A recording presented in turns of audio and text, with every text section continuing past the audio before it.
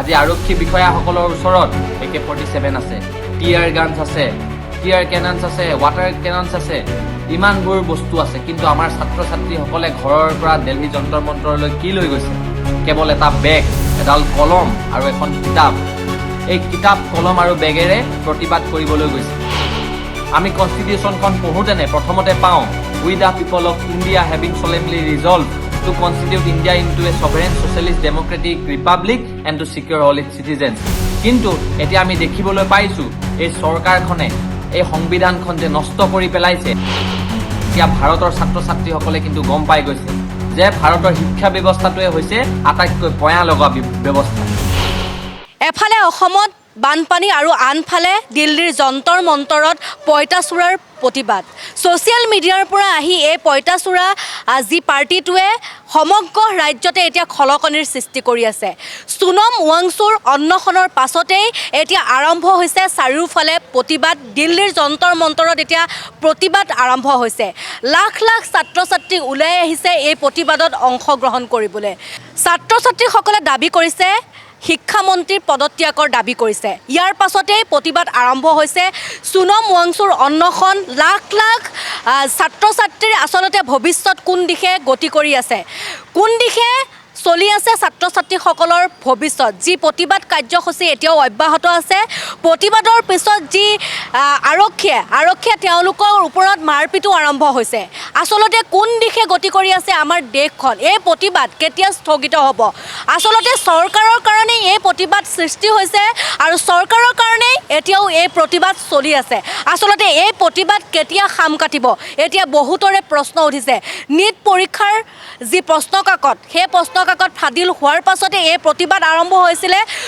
সোনম ৱাংচুৱে কেইটামান চৰ্ত দিছিলে, ছাত্ৰ ছাত্ৰীসকলে যি চৰ্ত দিছিলে যে শিক্ষামন্ত্ৰী পদত্যাগৰ দাবীৰো তেওঁলোকে দাবী জনাইছিলে। তাৰ পাছতো যি সংঘটিত হৈ আছে এতিয়ালৈকে প্ৰতিবাদ, তাকে লৈ এতিয়া গোটেই সমগ্ৰ দেশ কঁপি উঠিছে। দিল্লী যন্তৰ মন্তৰ কঁপি আছে। তাকে লৈ আজি আমি মতামত ল'বলৈ চেষ্টা কৰিম, মন্তব্য ল'বলৈ চেষ্টা কৰিম। যিসকল ছাত্ৰ ছাত্ৰী আছে তেওঁলোকৰ আমি মন্তব্য ল'ম আজি।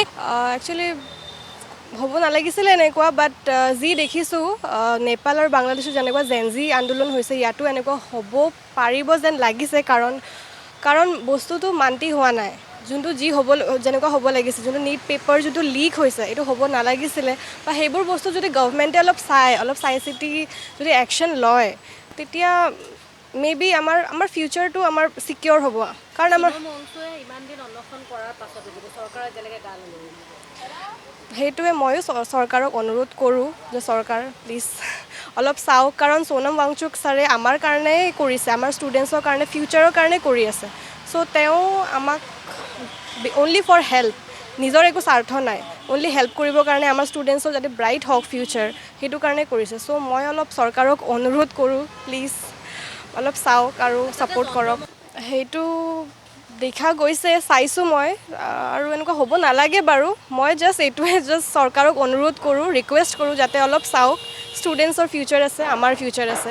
আমাৰ পিছত আৰু জেনেৰেশ্যনছ আহিব, সিহঁতে এক্সামছ দিব, সিহঁতৰো বহুত কম্পিটিটিভ এক্সামছ, নীট বুলি নহয়, এনেকুৱা বহুত নহওক যাতে। মই এইটোৱে প্ৰে কৰোঁ, ৰিকুৱেষ্ট কৰোঁ আৰু চৰকাৰক।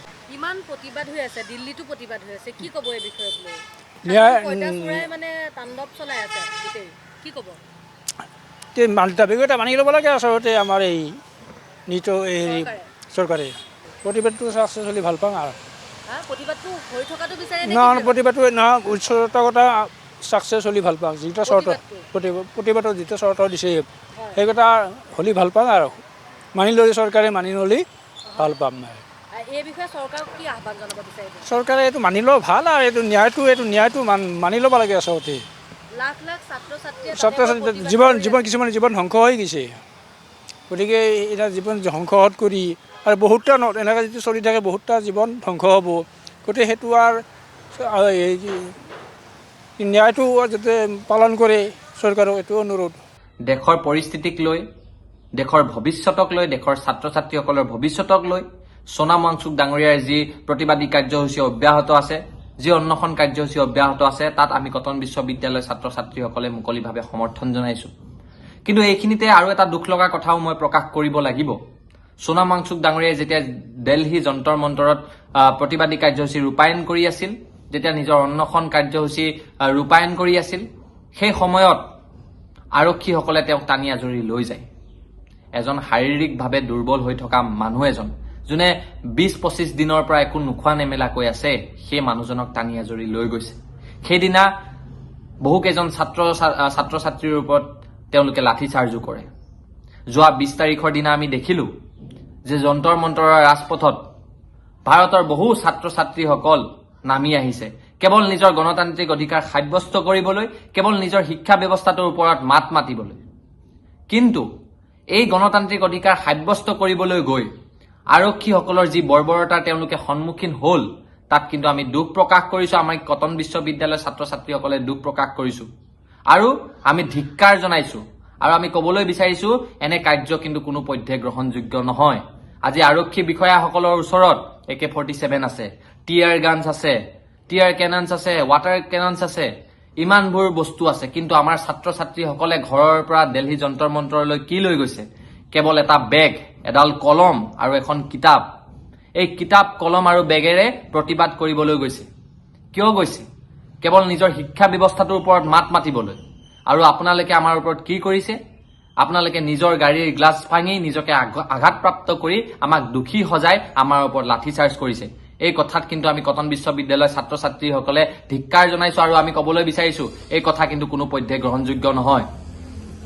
আৰু এটা কথা আমি কবলৈ বিচাৰিছো চৰকাৰখনক, এই দেশখন হৈছে বাবা চাহেব ভীমৰাও আম্বেদকাৰৰ, এই দেশখন জাতিৰ পিতা মহাত্মা গান্ধীৰ। এই দেশখনত আপোনালোকে নৱপ্ৰজন্মৰ কণ্ঠ ৰোধ কৰিব পাৰিব, এই দেশৰ ছাত্ৰ ছাত্ৰীসকলৰ কণ্ঠ দমন কৰিব পাৰিব, এই কথা কিন্তু আপোনালোকে কেতিয়াও ভাবি নলব। আমাৰ দাবীসমূহ আপোনালোকে যেতিয়ালৈকে মানি নলয় তেতিয়ালৈকে আমি অনিৰ্দিষ্ট কাললৈকে আমাৰ সংগ্ৰাম অব্যাহত ৰাখিম। আমাৰ দাবীসমূহ হৈছে ভাৰতৰ শিক্ষামন্ত্ৰী ধৰ্মেন্দ্ৰ প্ৰধানে নিজৰ পদৰ পৰা পদত্যাগ কৰিব লাগে আৰু নীট পৰীক্ষাত যিসকল ছাত্ৰ ছাত্ৰী আমাৰ মাজৰ পৰা নোহোৱা হৈ গ'ল, আত্মহত্যাৰ দৰে এটা ষ্টেপ ল'ব লগা হ'ল, তেওঁৰ একাউণ্টেবিলিটি, তেওঁলোকৰ দায়িত্ব কিন্তু চৰকাৰখনে ল'ব লাগিব। এইসমূহ দাবী আমাৰ যেতিয়ালৈকে মানি নলয় তেতিয়ালৈকে আমি ছাত্ৰ ছাত্ৰীসকলে, ভাৰতৰ ছাত্ৰ ছাত্ৰীসকলে অনিৰ্দিষ্ট কাললৈকে সংগ্ৰাম অব্যাহত ৰাখিম। আমি কনষ্টিটিউশ্যনখন পঢ়োতেনে প্ৰথমতে পাওঁ, we the people of India having solemnly resolved to constitute India into a sovereign socialist democratic republic and to secure all its citizens. কিন্তু এতিয়া আমি দেখিবলৈ পাইছো এই চৰকাৰখনে এই সংবিধানখন যে নষ্ট কৰি পেলাইছে, ভাৰতৰ গণতন্ত্ৰ যে নষ্ট কৰি পেলাইছে, সেয়া কিন্তু আমি জল পটকৈ দেখিবলৈ পাইছো। কিন্তু চৰকাৰখনক মই আৰু এটা কথা কবলৈ বিচাৰিছো, এতিয়া ভাৰতৰ ছাত্ৰ ছাত্ৰীসকলে কিন্তু গম পাই গৈছে যে ভাৰতৰ শিক্ষা ব্যৱস্থাটোৱে হৈছে আটাইতকৈ পয়া লগা ব্যৱস্থা। সেইবাবে এই শিক্ষা ব্যৱস্থাটোৰ ওপৰত আমি ছাত্ৰ ছাত্ৰীসকলে মাত মাতিছো। যন্তৰ মন্তৰত যাব নোৱাৰা ছাত্ৰ ছাত্ৰীসকলে কিন্তু নিজৰ অঞ্চলৰ পৰা, নিজৰ ৰাজ্যৰ পৰা মাত মাতিছে আৰু এই মাত কিন্তু আমাৰ কেতিয়াও দমন কৰিব নোৱাৰে, কেতিয়াও ৰোধ কৰিব নোৱাৰে। আপোনালোকে যিমান আপ্ৰাণ চেষ্টা কৰি লওক, আপোনালোকে বৰ অত্যাচাৰ কৰিব পাৰে, আপোনালোকে লাঠি চাৰ্জ কৰিব পাৰে, আপোনালোকে ৱাটাৰ কেননছ মাৰিব পাৰে, টিয়াৰ গেছ মাৰিব পাৰে, আপোনালোকে যিও কৰিব পাৰে, কিন্তু আমাৰ এই শিক্ষা ব্যৱস্থাটোৰ ওপৰত যি সংগ্ৰাম, এই সংগ্ৰাম অব্যাহত থাকিব। আমি কটন বিশ্ববিদ্যালয়ৰ ছাত্ৰ ছাত্ৰীসকলে সোনাম ৱাংচুক ডাঙৰীয়াক মুকলিভাৱে সমৰ্থন জনাইছো আৰু যন্ত্ৰ মন্তৰত প্ৰতিবাদ কৰি থকা প্ৰত্যেকজন প্ৰতিবাদকাৰী আৰু লগতে ছাত্ৰ ছাত্ৰীক আমি মুকলিভাৱে সমৰ্থন জনাইছো। আমাৰ কথা এটাই, আমাৰ শিক্ষা ব্যৱস্থাটো কিন্তু অতি সোনকালে পৰিৱৰ্তন হ'ব লাগে। যদি শিক্ষামন্ত্ৰীয়ে সেইসকল নীট পৰীক্ষাত যিসকল ল'ৰা ছোৱালীয়ে আত্মহত্যা কৰিছে, সেই আত্মহত্যা কৰা ল'ৰা ছোৱালীসকলৰ যদি একাউণ্টেবিলিটি ল'ব নোৱাৰে, যদি দায়িত্ব ল'ব নোৱাৰে, তেওঁ নিজৰ পদৰ পৰা পদত্যাগ কৰিবই লাগিব। আমাৰ সেয়াই দাবী। লগতে আমি সোনাম ৱাংচুক ডাঙৰীয়াৰ লগত আমি আছো আৰু আমি সকলো ভাৰতৰ ছাত্ৰ ছাত্ৰীসকলৰ লগত আছো।